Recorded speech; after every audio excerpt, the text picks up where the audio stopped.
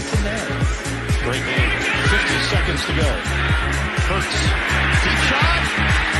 Hauled in, Devontae. Sure. And before the press conferences even start. I mean, we could talk for 45 minutes just about how atrocious the defense is.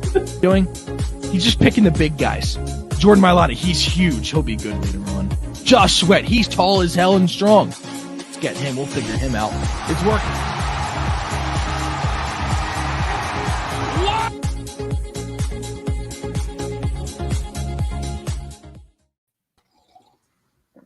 Good morning, everybody, and welcome to Trending in the AM right here on DSM Media. We're live, as always, Monday through Friday at 8:30 a.m. right here on Facebook, Twitter, Twitch, YouTube.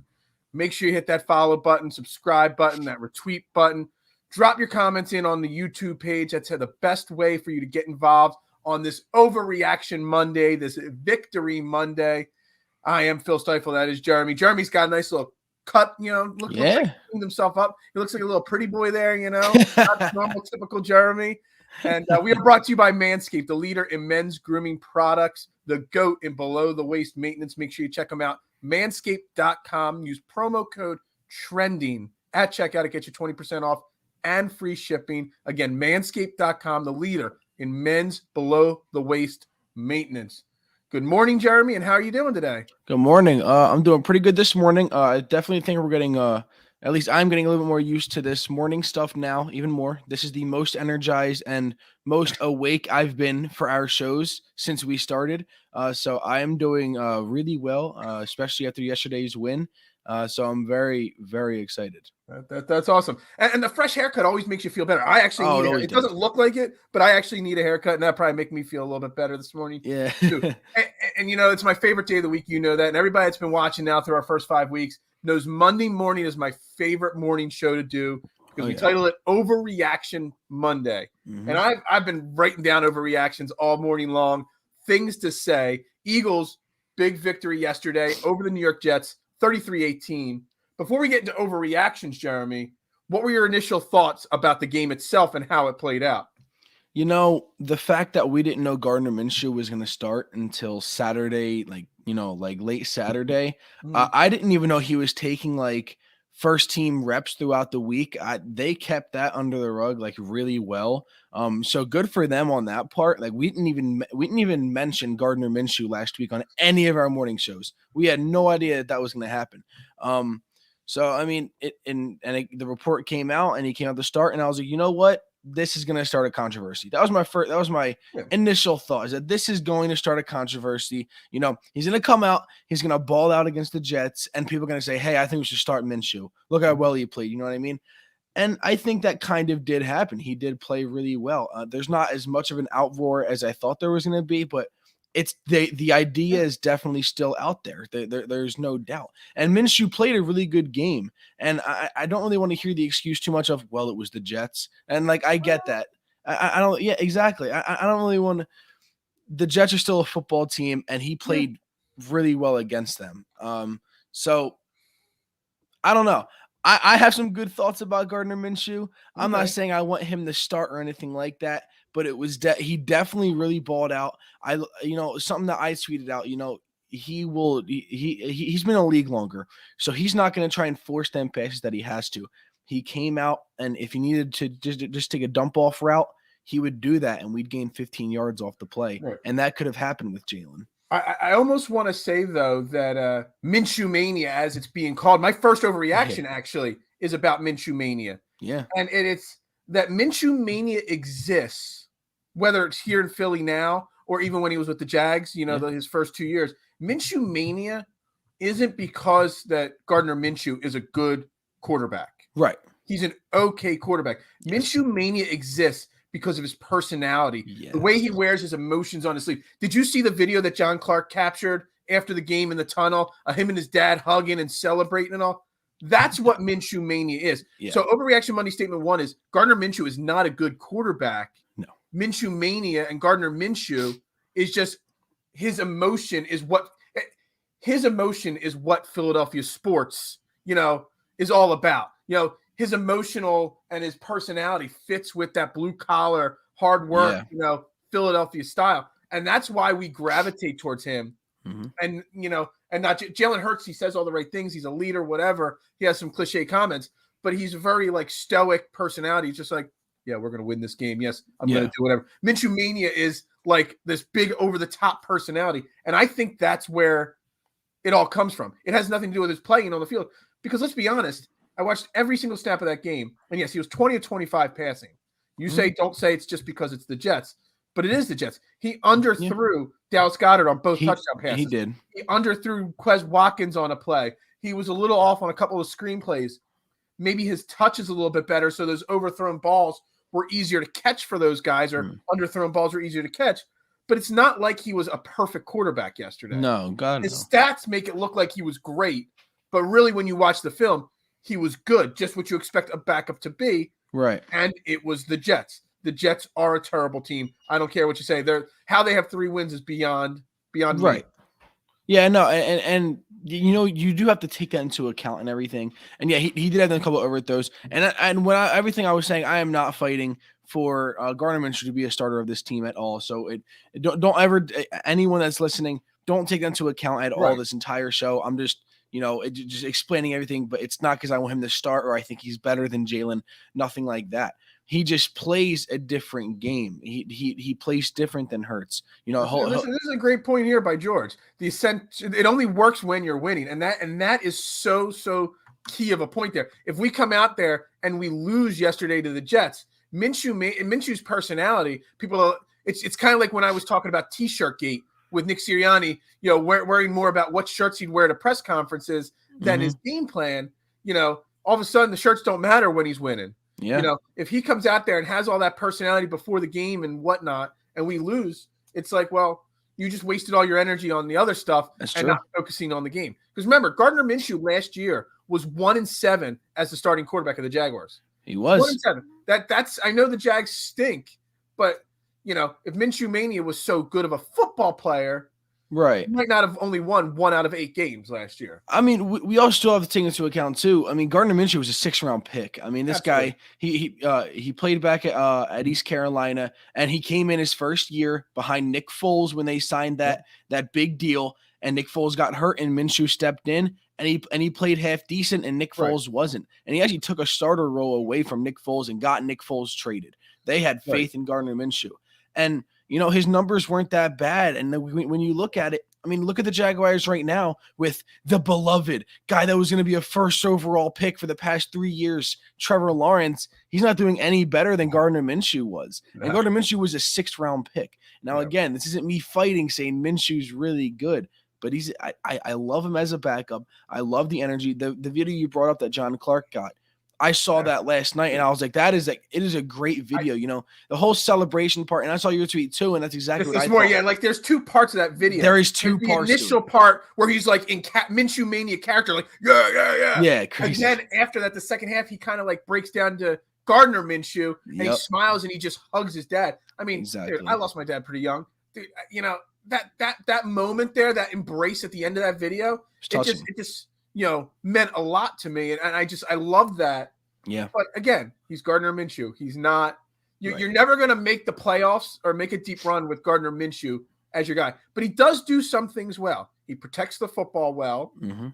He is that prototypical drop back quarterback. He can make certain throws that Hurts can't make, but big picture, no. And I want to put this out here. Big picture, Nick Sirianni earned so much credit in my book as a leader of this team. As soon as the press conference started, one of the first questions, is Jalen Hurts your quarterback next week or in 2 weeks when we come out of the bye? And he said, without a shadow of a doubt, he's like, yes, Jalen Hurts is our quarterback. Yes. And I love that. And that just makes a definitive, firm statement that Minshew is a backup. And you know what? Minshew is I'm not comparing him to Nick Foles because, he goes through his progressions, absolutely. And I get all that. Minshew is kind of like Nick Foles. You need a really good backup quarterback in the NFL. Let's be honest about Nick Foles. Yes, he won us that Super Bowl as a backup. He came in a short period of time. And outside of that one first year with Chip Kelly, Nick Foles was a terrible starting quarterback his entire career. Now, I'm not saying Gardner Minshew is going to come in the playoffs and win a Super Bowl for a team. Yeah, that's always. He's a high-quality backup to have. 100%. And that's what you want. A guy that's not going to be scared of the moment and stuff like that. So I love that Nick Sirianni came out right away and just said, Jalen Hurts is our starting quarterback.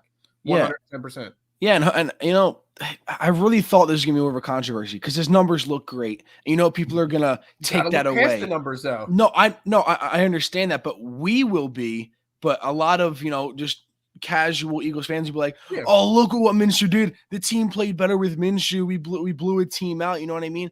I'm surprised that it didn't turn into more. I'm actually surprised about it. I think that Carson Wentz, Jalen Hurts thing got blown way more out of proportion than it should have been.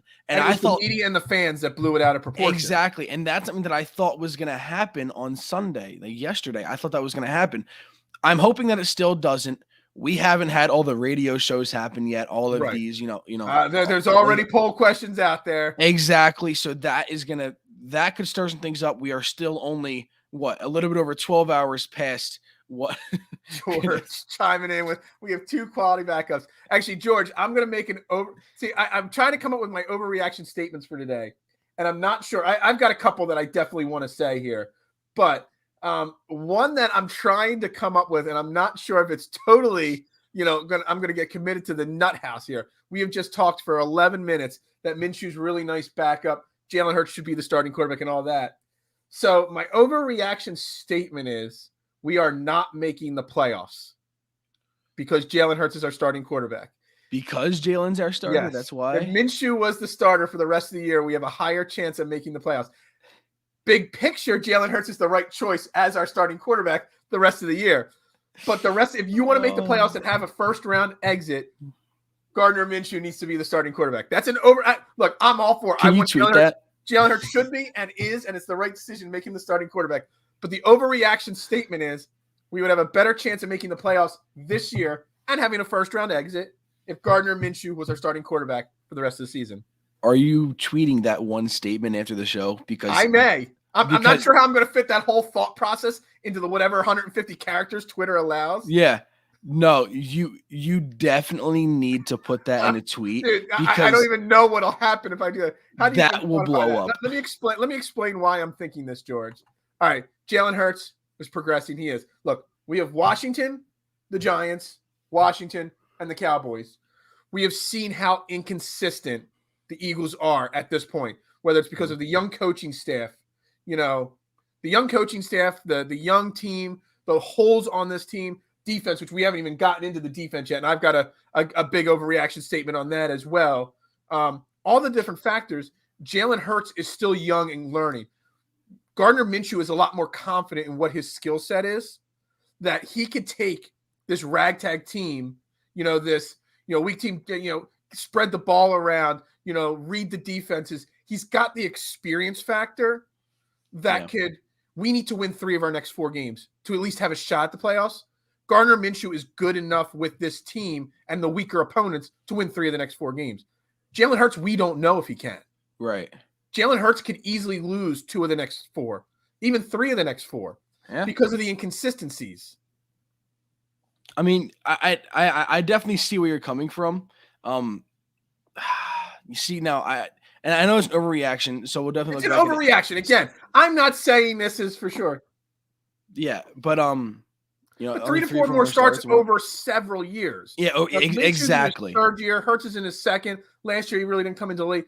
So he's had starts, about the same amount of starts, but it's over a longer period of time, in my opinion. So I think that 1 extra year of being in the NFL makes it a little bit different. Look, I'm not saying he should start at all. No, I'm just saying if you want a first-round exit this year, you have a higher % chance with Minshew as the quarterback. Well, I mean, last week you were telling me that all you care about is the playoffs. You want to make playoffs. I always want the playoffs. Hey, like I always say. So why wouldn't you want Minshew starting then? Support your local pizza shop. You know what I mean? That's why I love playoff football.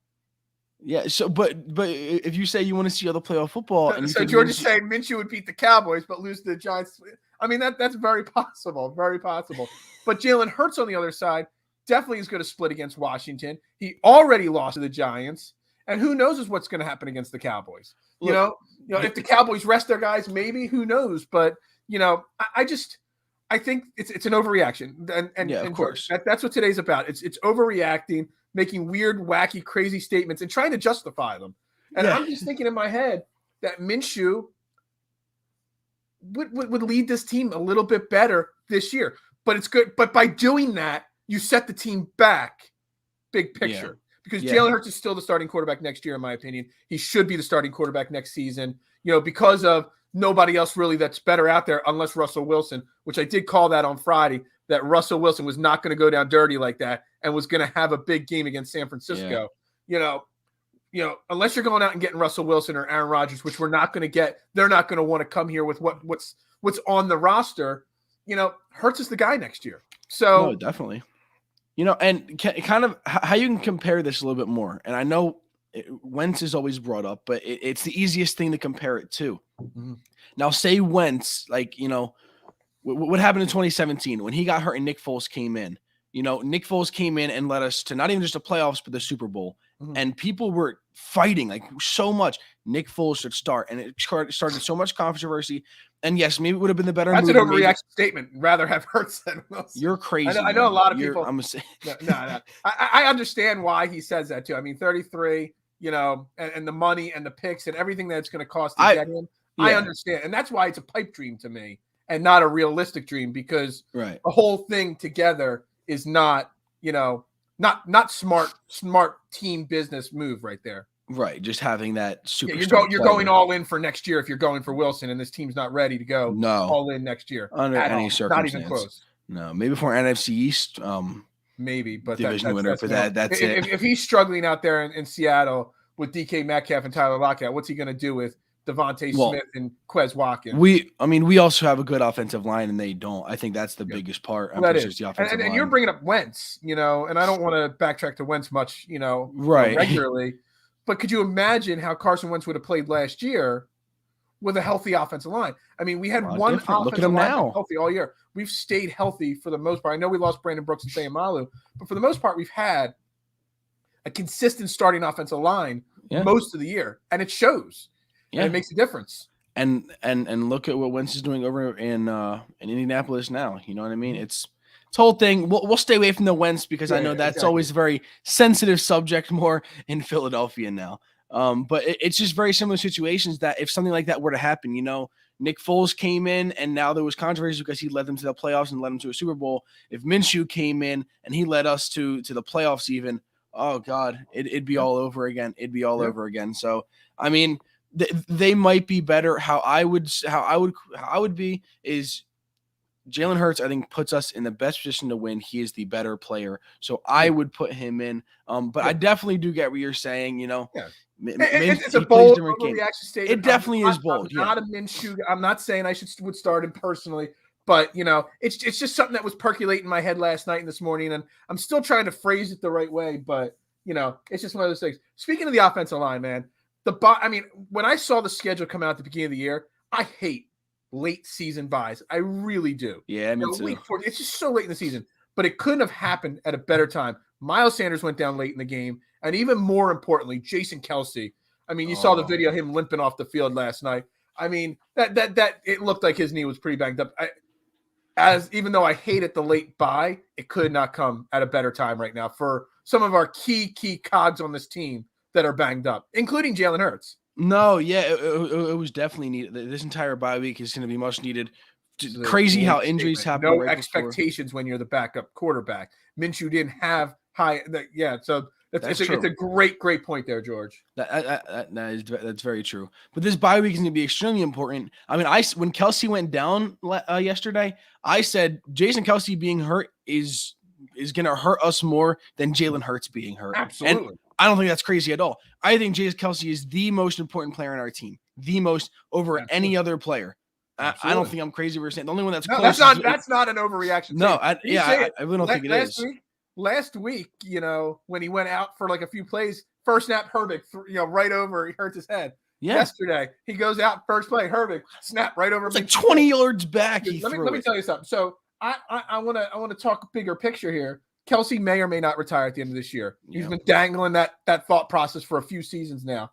And there's been talk about, Sayamalu or Dickerson taking over. But then Dickerson was playing really well at guard. Sayamalu was hurt. Maybe who knows what they do. Maybe Brandon Brooks, gets traded and, Sayamalu and Dickerson are your guards.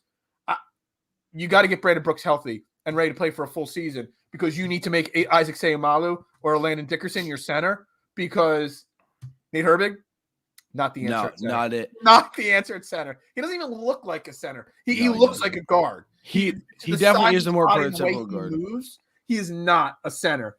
So that experiment of Nate, Herbig at center, I almost would consider. I know he's an awful practice squad. The Luke Juriga guy who's on the practice squad is also a center. I'd almost use the bye week and all next week to make him prepared if Kelsey's going to miss games because Nate Herbig is not the answer at center, especially for a full game. We lose against Washington in 2 weeks if Nate Herbig has to be the starting center. No, I'm probably with you too. I have no idea. I mean, the guy for as athletically gifted and as physically, freak athlete that he is, the guy is healthy way too much.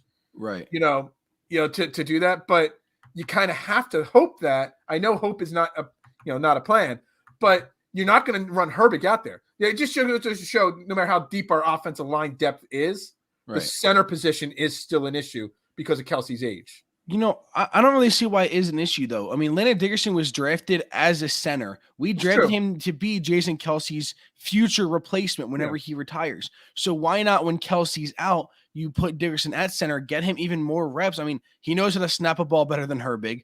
That's important. Anybody does. I could snap a ball better than Herbig, probably. Exactly. And he was drafted as a center. We could do like a live remote broadcast with a football and see if it's really that difficult to draft or snap a football. Right. And Seumalo, we drafted him for that too, but he's also injured right now, so we can't really throw him there. So but something for next year. I mean, I'm looking at that's a conversation. I'm looking at Dickerson. I'm looking at Brandon Brooks. I mean, we can't forget Jack Driscoll really did develop into a really strong guard, even though he was drafted as a tackle. So there is some parts to play around with that right there, but it goes to show we still need to draft more offensive line depth. Yeah. Not in the first round, not the first 3 picks, but second, third round, you're going to have to look at more line depth. And they're going to really have to figure out what to do with Andre Dillard as well. Can Andre Dillard figure out how to play guard? I know he struggled, trying to learn it on the fly, but if you spend a full offseason maybe teaching him a guard position, maybe it works. But, good. Thanks for checking in, George. Much appreciated, brother. I mean, the center position is something that's going to scare me big time. Hopefully, Jason Kelsey just decides to stick around for another year or two. Can he just play for the rest of his life? He needs to. It's going to be so terrible when Kelsey's not here. He's always a fan favorite. He's one of my favorite players in the team. I mean, I feel like everyone's going to say that. Is this an overreaction statement here? What? That when all is said and done with his career, that when you do your Mount Rushmore of Eagles players, Reggie White, Brian Dawkins, that Jason Kelsey belongs on the Mount Rushmore of Eagles players. I think it's at least the modern day, the last 25, 30 years, at least in my lifetime of the last 40 years, he may have to be on the Mount Rushmore of Eagles players. I'm not sure. What are your thoughts of that? It is 100% at least a conversation. I don't think in any way that can ever be an overreaction. It at least has to be a conversation. I will put him there. I mean, this guy, he was so important to every year that he's been here. And it's really going to show. I mean, it's already shown that when he's out, struggle happens. He plays all the time. How many consecutive starts does he have? I know he has the most on the team, but it is insane. Even though he's been hurt, he still comes out and he still starts. And then now he's been taken out of a few games. It's worrying me more and more. And that's probably going to be the reason why he's probably going to retire this year. But I think he's deserving of being on there and at least deserving of a conversation like, hey, you definitely have to look at it and put him into consideration because he's been so important to these Eagles teams, so important to the only Super Bowl and not just to play on the field, the leadership that he brings to this team. It's immense. So it's something that just popped into my head just now. It's bye week. We're going to have to come up with creative things to talk about on all different shows when there's a bye. Mount Rushmore of Eagles, does Jason Kelsey make it? That's going to be a conversation on Wednesday nights trending for 4 quarters. Once I get that show, that's going to be one of the many topics that we bring up there. All right, so I got another overreaction statement here. I got 2 more that we're going to go into, but this one more is on the offense, and then we're going to transition to the defense. Okay. So overreaction statement. Nick Sirianni said Jalen Hurts is the guy, right? No doubt, right? He was pretty definitive, right? Mm-hmm. Who hired Nick Sirianni? Howie. Yeah. Who's in charge of making the real decisions on this team? Howie. Overreaction Monday statement. Howie Roseman's down in Nick Sirianni's office right now saying, yo, Gardner Minshew's the starter next week. You're probably right. You're probably right. Now, the reason, the backstory, if you guys didn't hear, there was a rumor that came out this weekend that Howie Roseman and Jeffrey Lurie are split on Jalen Hurts. Howie Roseman's not sold on him. Jeffrey Lurie is sold on him and wants him to be the future. So Howie Roseman has control over who dresses on Sunday. Howie Roseman, is the one that tells, Doug Peterson, I don't care if you just won a football game by running the ball. I want to see the passing game more. Everything just says that Howie Roseman has more control over anybody. But Jeffrey overrides Howie. That is true. So Howie's going to go to Nick Sirianni, overreaction statement, say, you better start Gardner Minshew. Just going to say it. I mean, it's total BS and all, but I mean, no, but that's the thing. It might not be BS. I've brought up these situations countless amount of times that Howie's involved. Howie hired Nick Sirianni, a guy that none of us knew about. No one knew who he was, the OC in Indianapolis. Brought in Nick Sirianni to be a puppet. That's exactly why he was brought in. Howie knew he could control them, and that's why other well-known coaches did not want to come to Philly. That's at least what I think. They didn't want to deal with Howie. They didn't want Howie trying to be out here and making all these decisions that coaches should be making. And Sirianni was like, hey, I'm for my first coach job, and Howie was like, all right, well, you're going to listen to me, and this is what's going to happen. That's exactly what I think went down in interviews, is that Howie said, hey, look, Joe I'm Brady huge in this process. Joe Brady was one of everybody's favorite candidates. Yep. Everyone wanted Joe Brady here, and he'd rather stay in Carolina with Sam Darnold as his quarterback to be the offensive coordinator than come here to be the head coach. And look what happened. He just got fired. Yep. Bring him over to Philly. Yeah, bring him over. He could be an offensive consultant if he has to here. Shane Steichen really doesn't do anything as an offensive coordinator. Does nothing. I mean, he might actually behind the scenes do some stuff, but he's not doing, dude, everybody wanted Joe Brady and look how that turned out. So it's second worst defense. I get that. And but that is part of what we've been talking about here on this show. But also look at it. Jalen Hurts is facing really bad defenses too and did not play well at all. Absolutely. So I mean, you got to look at it from both aspects. He scored 7 points against the Giants last week. So and we had 4 turnovers against the Giants last week. Yeah. And we had how many this week? Yep. Pulled a Tyrese Maxey. I was going to say the Maxey turnover counter would work for the turnovers here this week and all. Yeah. No, I mean, look, we're overreacting, but the Eagles did play well. I mean, they won the time of possession battle, mostly because of the third quarter. They won the turnover battle 1-0. I mean, great, I guess. They still did not sack a heavily sacked quarterback much. I think they had 2 sacks total. Yeah. Excuse me. So they really didn't play bad, but they didn't play amazing. It shouldn't have been a 33-18 game. It should have been a 33-10 game, a 35-14 game. It should have been a much bigger blowout. And I want to transition to the defense. I mean, can a team be so unprepared to start a game as Jonathan Gannon's defense was yesterday? I mean, we were all pretty close. We all predicted between 13 and 18 points, 13 and 17 points that the Jets were going to score. They scored them all in the first half. Yeah. In the first quarter, they scored multiple times. Who would have thought that? You know what I mean? So, even though they came out and put up a goose egg in the second half, the defense, my overreaction statement, I don't even think it's an overreaction, but it's an overreaction because I'm going to say, even with the goose egg in the second half, Jonathan Gannon should be fired today as the defense coordinator, because I don't care how poor the talent level is on the defense. You do not get your team so poorly prepared that the Jets just march. The first drive was a short drive because of the huge kickoff. Yeah. 3-4 plays, boom, touchdown. Next drive, right down the field, touchdown. This team was so unprepared, and it took the players just digging deep inside to really figure anything out. It's not like there was major adjustments made at the half. Just Zach Wilson stinking and the lack of talent on the Jets caught up. The bad offensive line caught up to the Jets. Right. So the defense was atrocious yesterday, in my opinion, even though we won the game, even though we only gave up 18 points in the first half. Jonathan Gannon, in my opinion, should be fired. He's not going to be fired. No, he's not. Yeah, he's going to see the goose egg. Howie Roseman's going to see the goose egg in the second half. They're not going to look beyond the goose egg, and they're going to keep him around. But in my opinion, overreaction statement, he should be fired. The things that I talked really bad about early in the season, I talked bad on Jalen Hurts. Or I criticized Jalen Hurts, and I criticized the defense / Jonathan Gannon. And then that 4-week stretch where we played really well, I loved Hurts, and I thought the defense, I didn't love them, but I saw that Gannon was making a few more adjustments, and I talked a little bit higher of the defense. But after that Giants game, I'm not, I'm very down on Jalen Hurts. And now after this game, I'm very down on the defense, and everything that I ever said about the defense, I now take away. So that seems to keep on happening with the very important parts of this team. So seeing the defense go down, I'm very frustrated with it. He went straight back to the soft coverage. I would have liked him to see, again, adjust more, do some other things. And yeah, you're right. He didn't do any more adjustments. It took the defensive line getting pressures. And then that made Zach Wilson get all hesitant, and he looked lost out there in that second half. He didn't know what to do. So that's really what it was. And he was getting those little dump off routes because we were playing that soft coverage.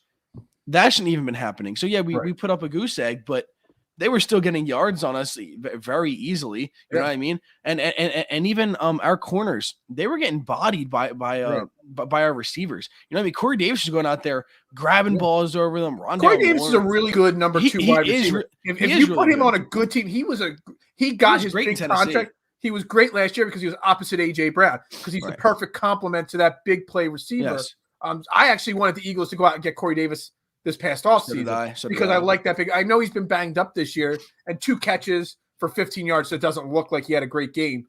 But he's a big-bodied guy. He knows what he's doing. He was banged up. I talked about it last week. I talked about it last week multiple times on these shows that Tavon Coleman, was going to expose our linebackers and our edge play. And later in the game when they were behind further and they had to throw more. But, I mean, he rushed for 58 yards on 11 carries, 5.5 yards a carry, caught a couple balls out of the backfield, had a couple 8-9 yard catches. Exactly what I said. Just goes to show that this defense still, it's way under, staffed with talent. You know what I mean? There's very few talented players. Goes to show over and over again where this upcoming draft and the 3 first-round picks we're going to have need to be defense. And not just cornerback or linebacker. We need another defensive end. Even if Brandon Graham comes back, he's another year older, coming off a season-ending injury. You can't count on him. Dirk Barnett won't be here most likely next year. Hopefully he won't be here next year. Because it would be a big extension. Josh Sweat had a big sack. But let's be honest, since he signed that big contract at the beginning of the season, he's kind of disappeared. Yeah. Hunter Cox is older. Javon Hargraves will be older 1 more year. Milton Williams, we've seen some flashes, but not much special. I almost kind of feel like one of our first-round picks absolutely needs to be a defensive end.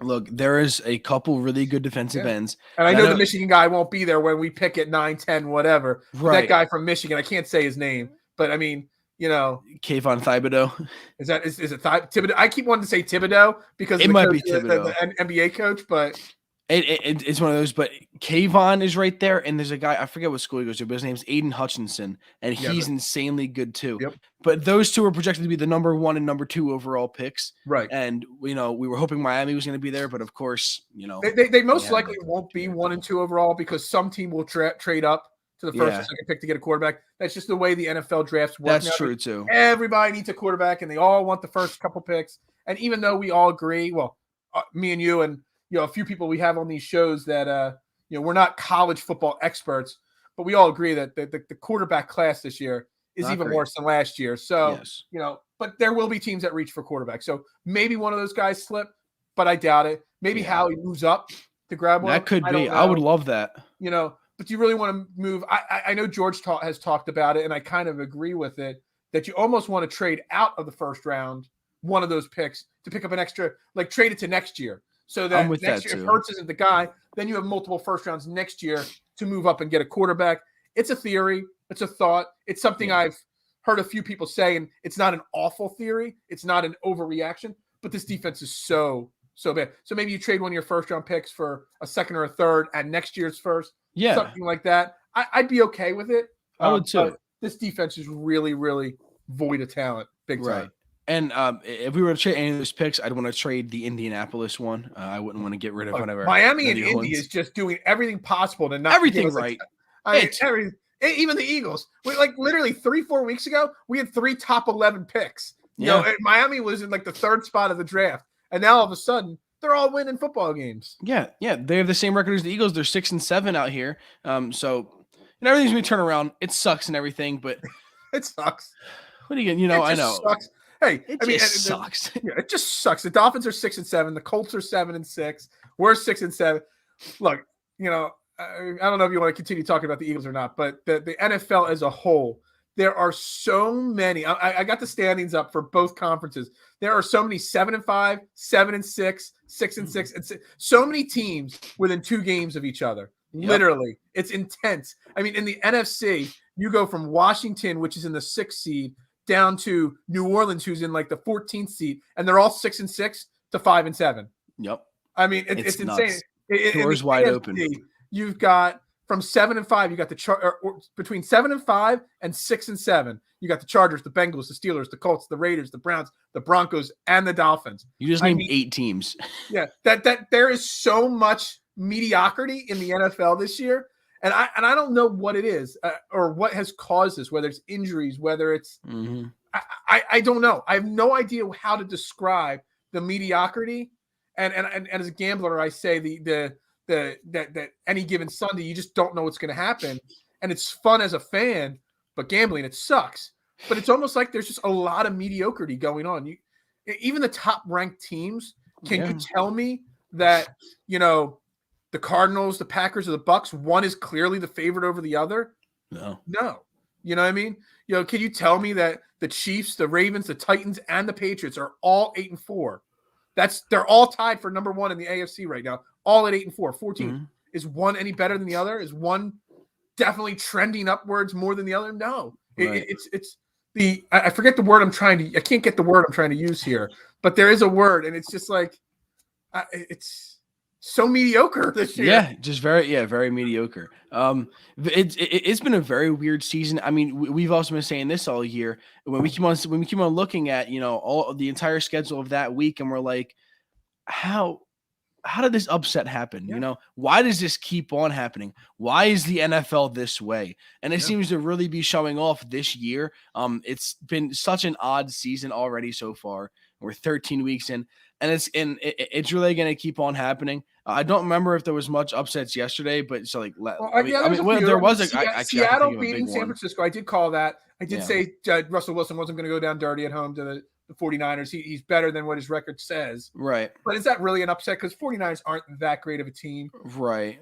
Pittsburgh beating Baltimore 20-19 isn't necessarily an upset, but Baltimore not going for the tie and overtime and going for the 2-point conversion there, that kind of crushed me because I'm losing by 0.5 point in fantasy football, and I have Justin Tucker, so that one field goal, extra point, would have won me fantasy football this week. Wow. Yeah, that's pretty pathetic, so I'm bitter there. I mean, Washington-Vegas, one of the highest scoring games of the week, I thought. 17-15. Yeah.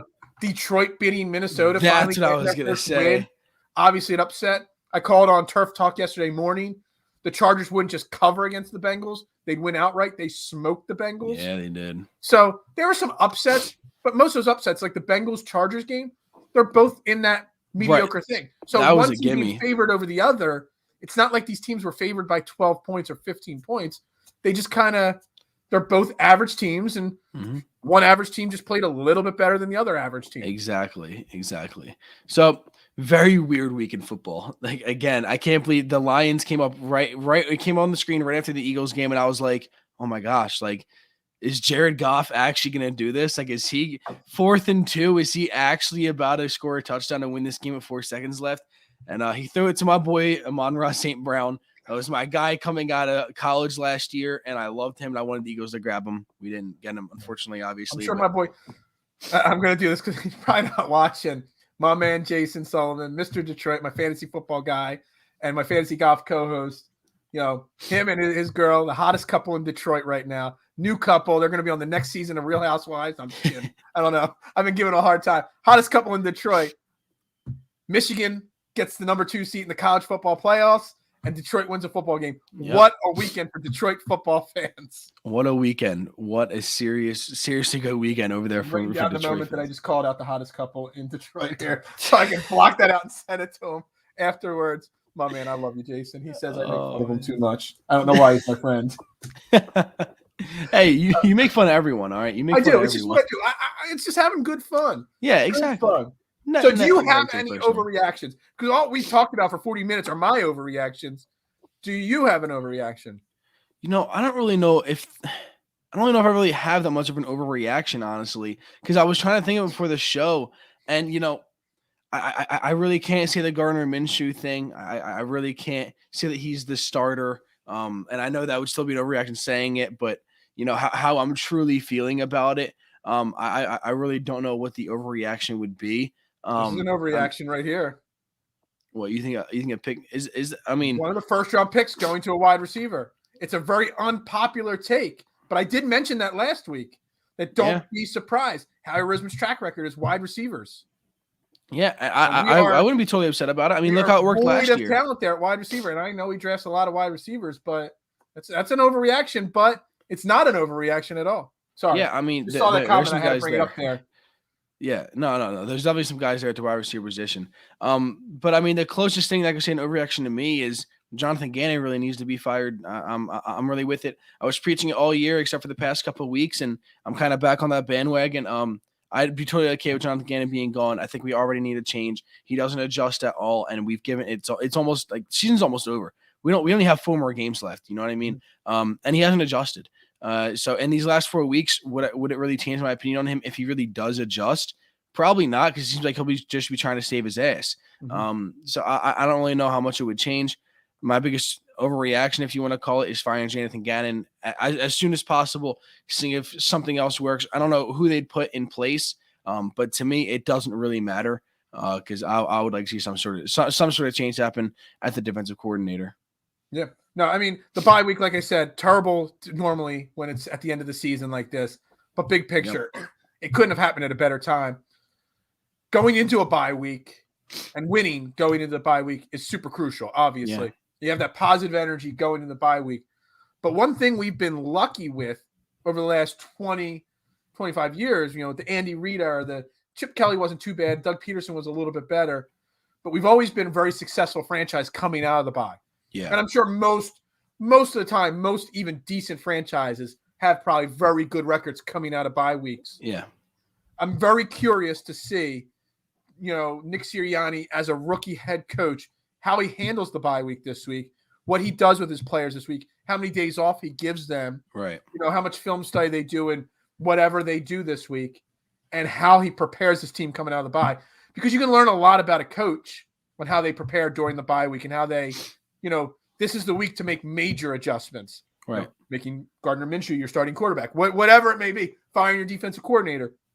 This is the week that major adjustments get made. And I'm really, really curious to see, because every week Nick Sirianni does something to impress me. Most weeks he does something to disappoint me as well. But this is a bye week. This is a week that we can really learn a lot about him as a head football coach. So I'm really curious to see, when he does his talks, his press conferences today, what he has to say, and how he's going to handle this week. And the following week, week 15 against Washington, how we come out and play against Washington not only sets the tone for whether we make the playoffs or not and make a run towards the playoffs this year, but I think how he comes out against Washington sets the tone for the rest of his career as the Eagles head coach. Right. Because it's going to show what he did this week and how he can really, truly adjust. Yeah. And this is a very important factor for head coaches. Coaches that come out and they don't play well after the bye. That's because of a coach. That is a lot because of that. I mean, unless you're facing one like these top teams, we're coming out here and facing Washington, a division rival. You are focused the next 2 weeks straight, focusing on one of our biggest rivals in the league. You know what I mean? This is a very important game. You need to not really win out, but you need to win 3 out of your next 4 games, and they're all divisional games. How he does this bye week will determine so much over not just our next game, over the rest of the season, in my eyes. So I'm very excited to see what Sirianni can do with it. I hope he's really good with it. I want to see Sirianni succeed. He surprised me the second half of the season so far. So I hope he continues to it. And this is, again, one of my most important things in my eyes in a coach. I mean, Bill Belichick is the number one coach ever coming out of a bye. The guy doesn't lose after a bye week. Right. And that's a big reason of why he's such a great NFL coach. And I'm not saying I don't want to compare Sirianni to Bill Belichick, No, so don't nobody ever take it that way. doing No, that we're not doing that at all. Chance of that. Right. But it's a very important factor of what can make you a very good head coach in the NFL. Yeah. Well, real quick, great transition. Monday Night Football, Bills, Patriots tonight.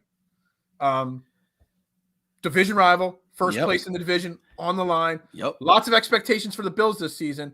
Minimal this year for the Patriots, but yet the script is flipped.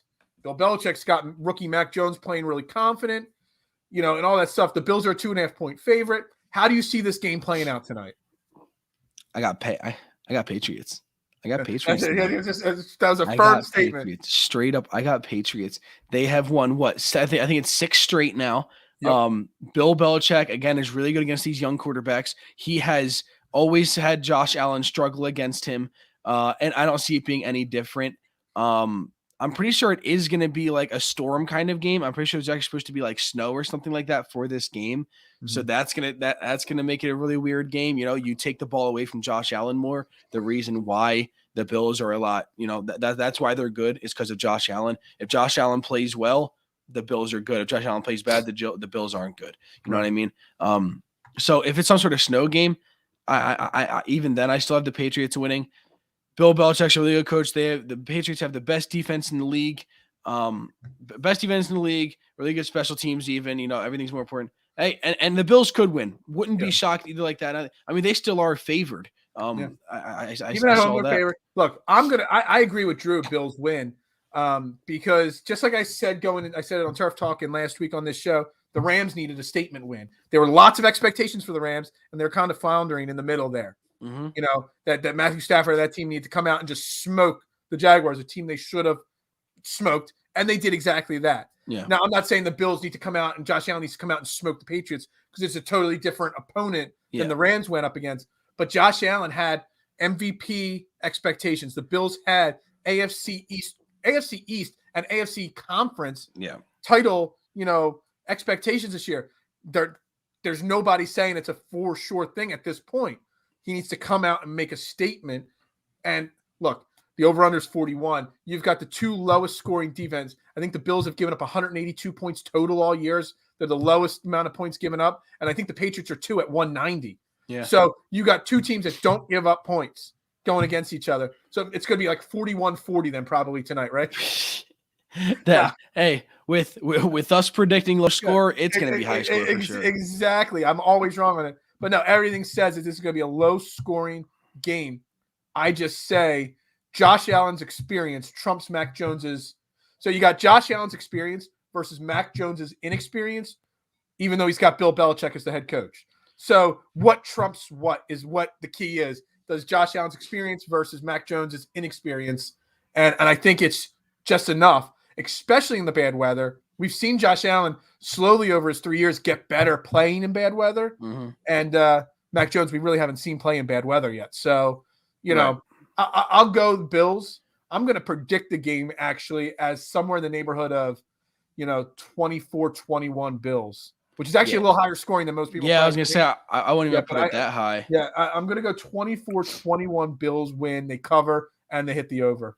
I really think Patriots are going to win this one. I don't really want to say like outright, but it kind of, I think the Patriots can actually hold the Bills to 10 points, and I wouldn't be shocked. I'm being serious. They did score only 6 points against who a few weeks ago? Yeah. Who did the Bills lose to? Jacksonville. Yeah, 9-6 they lost a few weeks ago. Exactly. So I could see the Patriots winning 17-10. No joke. I think Patriots can win 17-10 tonight. They're gonna have to run the game. The problem is the Bills can't run. The Patriots can't run the football. That's the thing. The Patriots kind of can. They have a couple. The Bills running have backs. such a great run defense. Yes, they're the number one run defense, and that's true too. That's what I'm saying there. The Patriots have like the 5th best run defense, or the 7th. Or they're in the top 10. Right. But the Bills, Singletary. Zach Moss and now Matthew Breida, they don't know what they're doing in the run game right there. Their best running attack is Josh Allen. Basically, yeah. There's no doubt about that at all. Yeah, so it's going to be an interesting game. I think Patriots win this one outright. I think Bill Belichick is way too good against these young quarterbacks. He's always given Josh Allen trouble. Always has. I mean, Josh Allen has to break out of it at some point. So could it be tonight? Definitely could be. But I think the real reason why the Patriots are going to win is because of Belichick. I think Belichick is going to be the reason why they win this game. There's literally no overreaction to anybody ever saying that Bill Belichick is the X factor in a team in a matchup to win a game. Yeah. I mean, he's literally the greatest coach of all time. And, exactly. He's literally.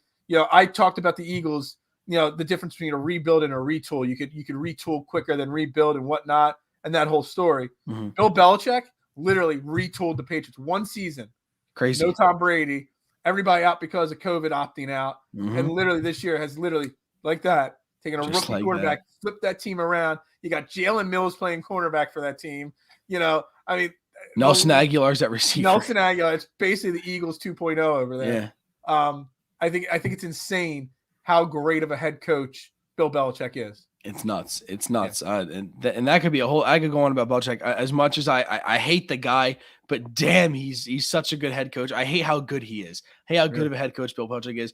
And he doesn't show off at all. He just goes in interviews. Yeah.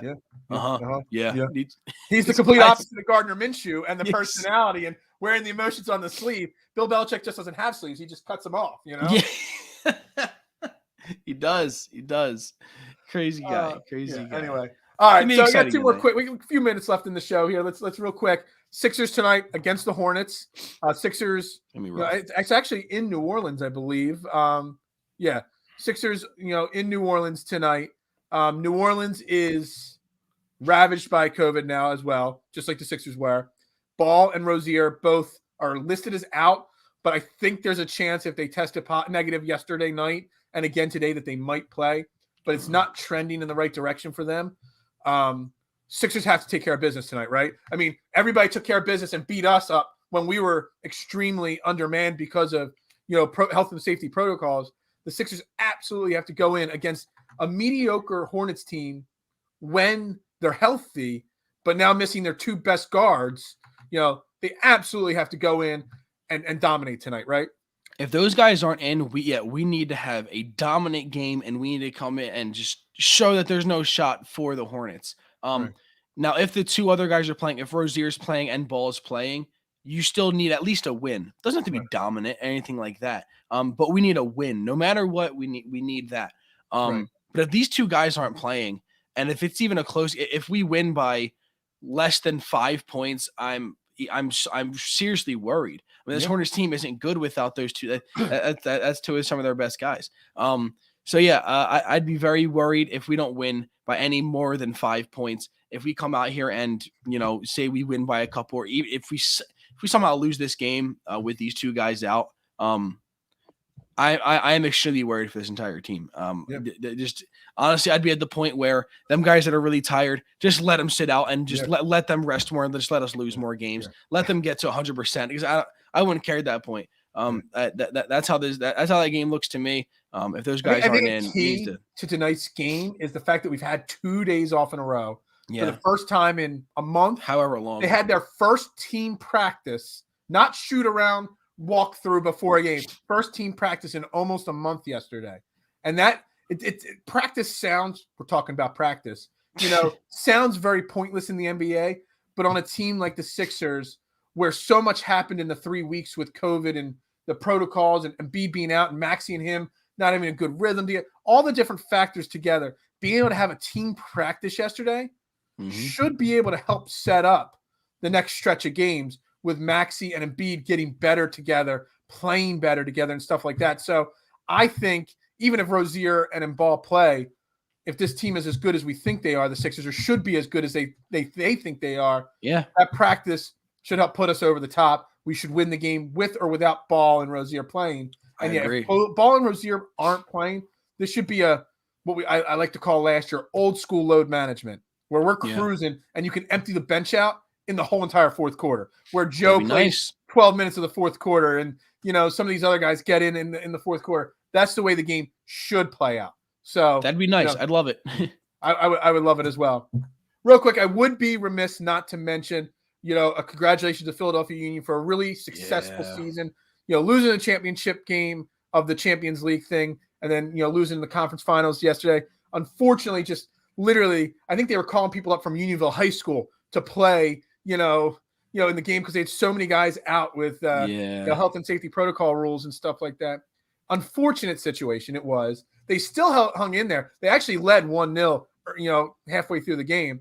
So, I want to just give a shout out to the Union. Still the most exciting franchise at this moment in Philadelphia right now. Yep. And there's a lot of great stuff to come with that team. And we'll get Parcero on here in the coming days or weeks to talk about what's next for the Philadelphia Union and stuff.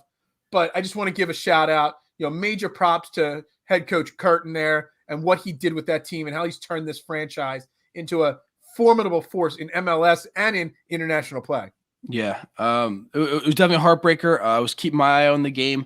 I know Parcero, I saw a couple of videos of him where he actually went to the Eagles-Jets game, and on his phone, he was watching the Union game. I was like, that was dedication. Awesome. Yeah, so I definitely kept on tuning in and saw updates on Twitter the entire time, but when I saw we finally lost, I was I was definitely more sad. It was like the 88th minute when the winning goal was scored by New York, wow.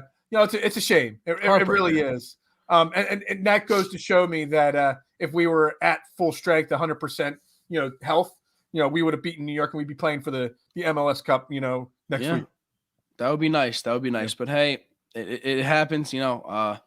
Hopefully they can come back stronger from it. I know I'm not a very big soccer guy, but that was a lot of soccer talk for me without anybody else to coach me through it. No, yeah, that sounded guys. I remember the name of the last name. I couldn't remember his first name, but I remembered the last name of Curtin. That's the head coach. Yeah.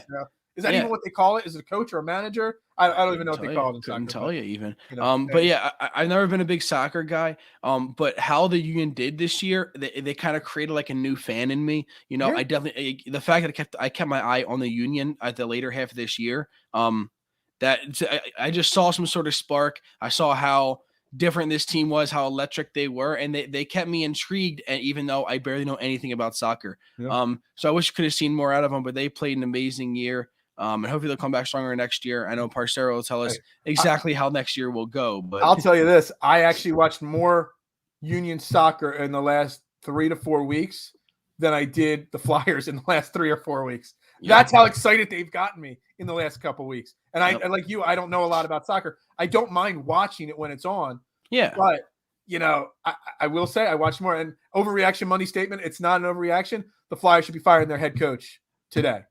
Will they? They're having a lot of issues. They should be firing their head coach today. Yeah, I've really been seeing Jason go off about the Flyers too. Oh my God, I'm waiting. I'm trying to get him and Frankie, Frank on the show to talk Flyers this week. But the Flyers are just dreadful and god awful. Yeah, it's bad. All right, that's it for Trending in the AM this morning right here on DSM Media. As always, brought to you by Manscaped, the leader in men's grooming products, the GOAT and below the waist maintenance. Check them out. Manscaped.com. Use promo code TRENDING at checkout. It lets them know that we sent you from the show, but it also gets you 20% off and free shipping. Holidays are right around the corner. Make sure you check them out. Manscaped.com. I mean, looks like Jeremy cleaned up his face there, and a little bit. Maybe he used the Weed Whacker 4.0 to clean up the sideburns and the hair a little bit there yesterday. Check them out. Manscaped.com. Promo code TRENDING. Again, today's Overreaction Monday. Make sure you're following me on Twitter at Beard and Knowledge, because all my overreactions and more will be out today on Twitter. I will be pumping them out all day long. And that's Jeremy at JHorworth11. DSM Media at DSM_media. Make sure you're following us, Facebook, Twitter. And make sure you hit subscribe on YouTube. We're trying so hard. We're up to 419 now on subscribers on YouTube. Need to get that to 500 soon. That's my goal. By my birthday, next Tuesday, I want to hit 500 subscribers. So help spread the word. Help spread the good book of DSM Media. Let's get that number to 500 by next week. Everybody have a great day. Enjoy Overreaction Monday. Enjoy the bye week. Minshew Mania, pump the brakes. And, as